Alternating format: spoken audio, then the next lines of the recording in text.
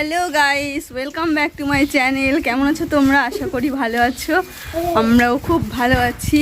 দেখো আমরা আজকে রেডি হয়ে চলে যাচ্ছি সবাই আড়ংঘাটা নীল পুজোর জল আনতে। তো এই যে আমি আছি, পেছনে একটা বোন আছে, আর এই যে আরো বোন ভাইরা আছে, তারপর আরো সামনে আছে সবাই।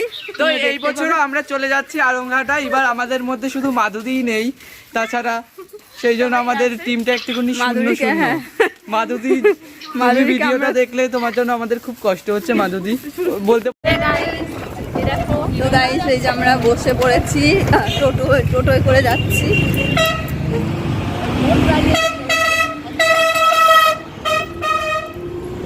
তো এই যে বেরিয়ে পড়েছি আমরা, আর বাকি যে ছিল এই যে সদস্য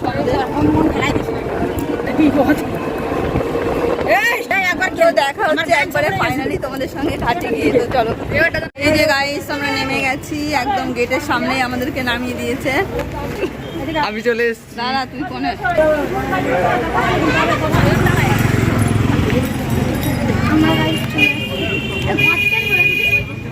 চলো একটু মন্দিরটা পরিদর্শন করা যাক। সঞ্জু ভাইয়া দোকান দিয়েছে, বাহ সুন্দর।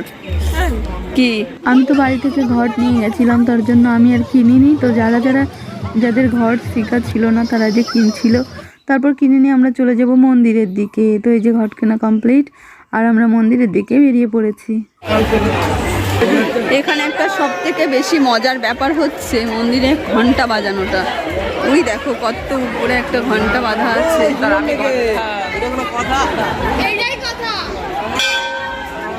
যারা লম্বা তারা তো হাতে পেয়ে যায়, আমরা যেহেতু হাইটে একটু শর্ট আছি, তো আমরা ঘন্টাটা বাজানোর চেষ্টা করব। তো চলো দেখি ঘন্টাটা বাজাতে পারি কিনা। ঘন্টাটা বাজানোর জন্য আমি ঠেলে যাও বা সামনে এসেছি, এখন দেখছি আমাকে বাজাতে চান্সই দিচ্ছে না। প্রথমে একটা বাচ্চা বাজিয়ে নিল, তারপর পেছন থেকে একটা সন্ন্যাসী চলে এসেছে, আমাকে বাজাতেই দিচ্ছে না। তো যাই হোক, আমি ঘন্টাটা বাজিয়ে তবেই ছাড়বো, আর দেখা যাক আমি ওটা নাগাল পাই কিনা। তোমরাও দেখো অনেকটা কিন্তু উঁচু, দেখো আমার হাইট থেকে। যাই হোক, আমি লাফিয়ে নাগাল পেয়ে গেছি, একবার নয় 3 বার বাজিয়েছি। তো চলো আমি বাজানোর পর এবার সাইডটা তোমাদেরকে দেখিয়ে দিই, আর ঠাকুরটাও তোমাদেরকে দেখিয়ে দিই।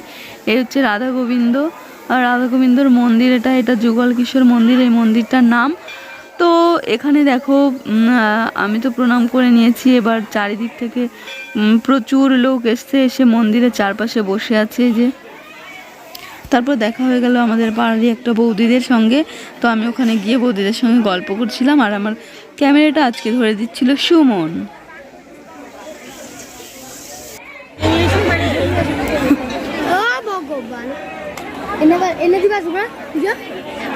আমরা পৌঁছে গেছি ঘাটে অলরেডি স্নান শুরু হয়ে গেছে, আর ওই দেখো ওপারেও গেছে অনেকে নৌকায় করে, অনেকেই বসে আছে ওই দিকটায়।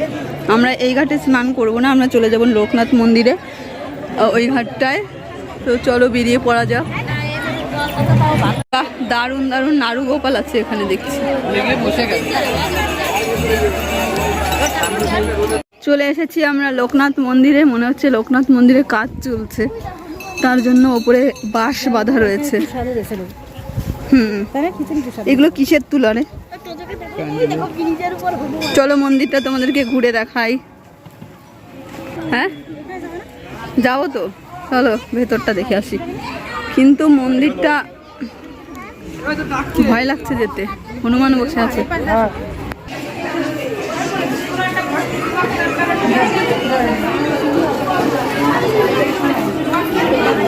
ওরা এসেই বসে পড়েছে এখানে। হ্যাঁ জল ঢালে তো, শিবের মূর্তি আছে এখানে।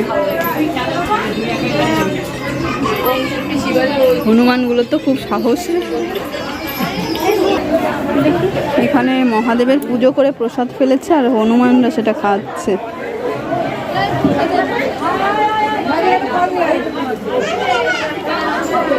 অসাধারণ।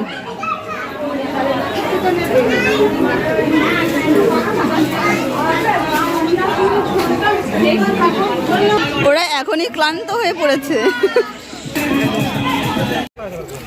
আমাদের পাশে এই সুন্দর একটা বাঘ নিয়ে বসেছিল ভাইরা, তো এত সুন্দর লাগছিল যার জন্য ক্যামেরা বন্দি করে নিলাম। সুমন একটু এখানে ফান করছিল, ও বলছিল দেখি পাবলিক রিয়াকশনটা কেমন আসে। তো দেখো একজন কিভাবে দেখছে। তো যাই হোক, সুমন খুব মজা করছিল, আমিও ক্যামেরা করতে বেশ মজা করছিলাম।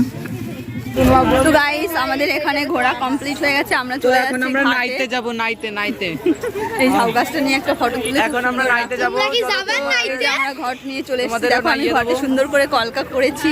কলকাটা কেমন লাগছে অবশ্যই এটা কিন্তু আমার রং comment- দিয়ে করেছে। হ্যাঁ সুমনের রং, কিন্তু কলকাটা আমি করেছি। তা আমরা যুগল কিশোরের ঘাটে যাব না, তার জন্য আমরা লোকনাথ মন্দিরের ঘাটে চলে এসেছি। এই যে ইচ্ছা করতে থাকলে আসতে সবাই পারো। স্নান খুব করছে, সুন্দর। জলটা কি ঘুলিয়ে দিল কে জানে। না না, আমি তো সাঁতার কেটে হইতো। আইস দেখো নদীতে কিন্তু স্রোত হচ্ছে, আমার কিন্তু সত্যি ভয় লাগছে। এরা তো সবাই সাঁতার কাটতে পারে কিন্তু আমি পারি না। জোয়ার এসছে, ওই যে কি ভেসে যাচ্ছে। আর আমার শুধু একটাই ভয় যে জলের মধ্যে নামলে যদি আমার নিচে থেকে কুমির এসে পাটা কামড়ে দেয় কিংবা সাপ এসে যদি পায়ে পেঁচিয়ে যায় কি হবে বলো তো। না হাঙর, শার্ক আসবে, শার্ক।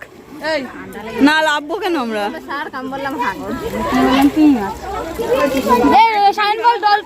যারা আমারে নিয়ে সমালোচনা করে তাকে আমি জন্মের ভালোবাসি।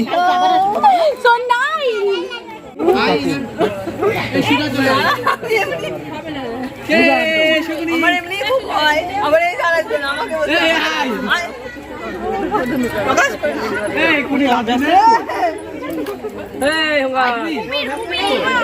না।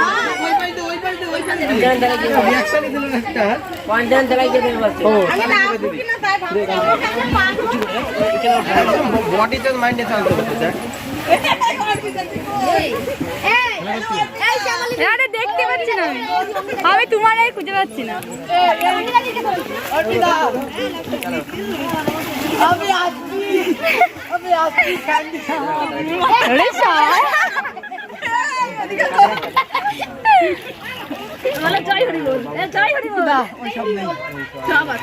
ইনি তো তাও ডুব দিতে পারে, আমরা তো তাও পারবো না।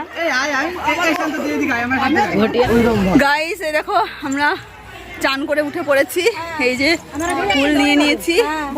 তো আমরা আরংঘাটে টু দর্তপুলিয়া এখন পায়ে হেঁটে পাড়ি দেবো। যাচ্ছি।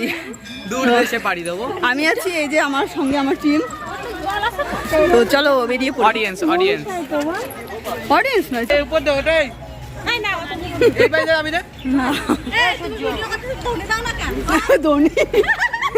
বলে বাবা, বলে বাবা, বাবার ধারে তারক বম, তারক বম। महादेव पार करेगा, पार करेगा। बाबर माथा बम बम, तारक बम, बोले बाबा पार करेगा। बाबर माथा जल ढलेगा। बम बम, तारक बम, बम बम। तारक बम। ওই দেখা যায় বাবার বাড়ি, নিয়ে চলো তাড়াতাড়ি, ওই দেখা যায় বাবার বাড়ি। নিয়ে চলো তাড়াতাড়ি। बम बम, तारक बम, बम बम, तारक बम। बोले बाबा, पार करेगा, बोले बाबा पार करेगा। বাবার মাথা। जल ढलेगा। তো গাইস রাস্তায় কত বালি, বাবার কথা শালি। রাস্তায় কত বালি। তো গাইস চলো রাস্তায় আবার তোমাদের সঙ্গে দেখা হচ্ছে। এখন আপাতত টাটা। এখন আমরা চলে এসেছি প্রায় পানিখালি পর্যন্ত। না দাদা এখন আর প্রসাদ নিচ্ছি না। তো এই যে রাস্তায় রাস্তায় জলদান করছে, খুবই একটা পুণ্যের কাজ। আমরা এসে গেছি দত্তফুলিয়া রথতলা পর্যন্ত। এইখানে রাস্তাটা খুবই খারাপ, আমাদের এখানে একটু অসুবিধা হচ্ছে, বাকি রাস্তাটা খুব সুন্দর ছিল। তো চলো মাঠে গিয়ে আবার দেখা হচ্ছে তোমাদের সঙ্গে। তো গাইস এই দেখো অবশেষে আমরা পৌঁছে গেলাম সেই আমাদের দত্তফুলিয়া পঞ্চাননতলার ডাইমা ক্লাবের মাঠের এই গেটটায়।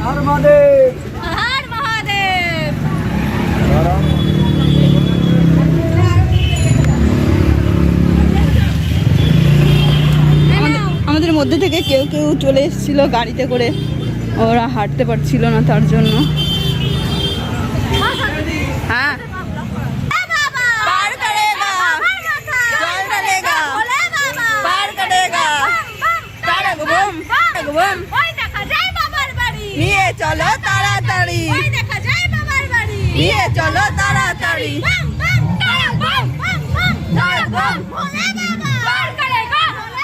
पार करेगा, जल ढलेगा, पार करेगा। तारक बम, तारक बम।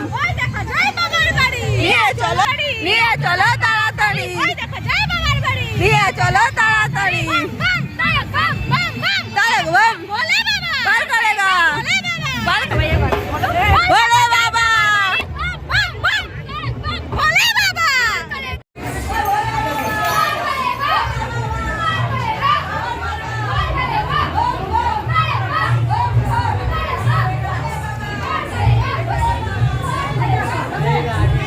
আমরা জল ঢালার পরে যে বসে একটু রেস্ট নিচ্ছি, তারপর কিছুক্ষণ একটু থেকে চলে যাব বাড়িতে। অঙ্কিত দাদা বৌদি ওরা গেছে একটু চড়ক দেখতে, আর আমরা বসে আছি। তো গাইস ফাইনালি চলে এসেছি বাড়িতে, এখন বাজে 8:54। তো দাদাদের সঙ্গে বাড়িতে চলে এসেছি, এটুকু হেঁটেই এসেছি। তো আজকের মতো ভিডিওটা এখানেই শেষ করছি। সবাই খুব সুস্থ থেকো, ভালো থেকো, টাটা।